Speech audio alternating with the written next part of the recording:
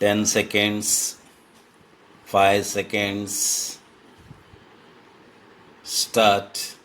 Mr. Chairman, sir, for the last 12 years, it has been my privilege to receive His Excellency's address to both the houses and to participate in the discussion thereof.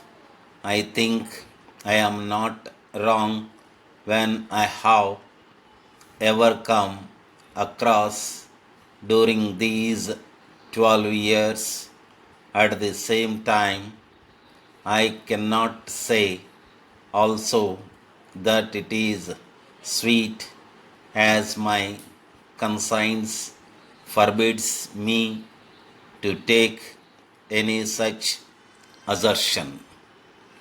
Sir, time and again, honorable members have referred to the fact that the food situation is becoming more and more difficult.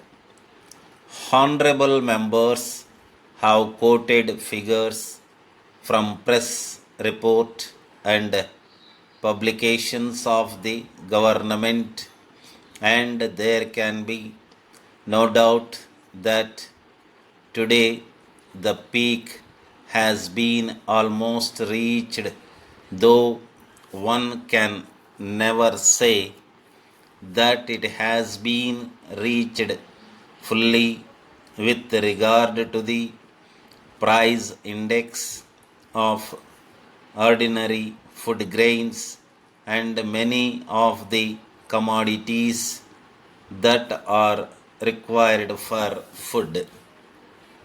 Sir, I have repeatedly stated that the greatest blunder that could have been made with regard to the food position is to have centralized this important matter and given it in the hands of the central minister after minister who has in charge of the food department had to resign. The only minister who did a good deal of service unfortunately died. I welcome the bold manner in which he straightaway cut off all controls, and the very next day prices came down here and all over India. But today we find that the ministers have got their own ideas.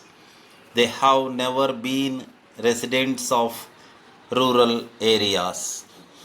They have been residents of some of the most important capitals, and probably they have not gone to the rural areas and seen what cultivation means in a village and what are the food grains and the like produced there.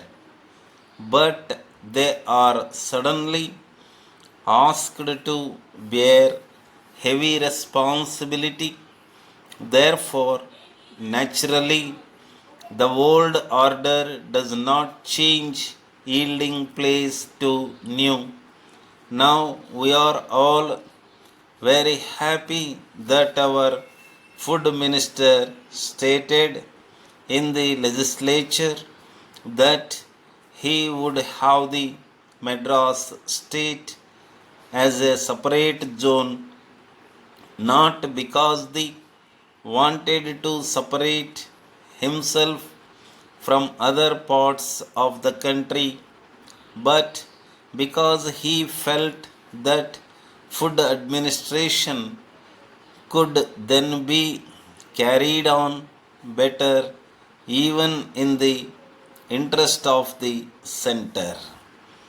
My point is that the food minister came to that important conclusion, and he had the full support of the legislature. New Delhi, 2nd October 1956. Dear sirs, I am in receipt of your letter of yesterday's date. It has always been my policy to maintain, as far as possible, a personal contact with our customers, and although it is obviously impossible for me to meet every one of our clients, I do nevertheless take a keen interest in every purchase. The number of complaints received from customers is extraordinarily small in proportion to the huge turnover of our business, and I regard this as a valuable tribute to the success of the policy that has been followed.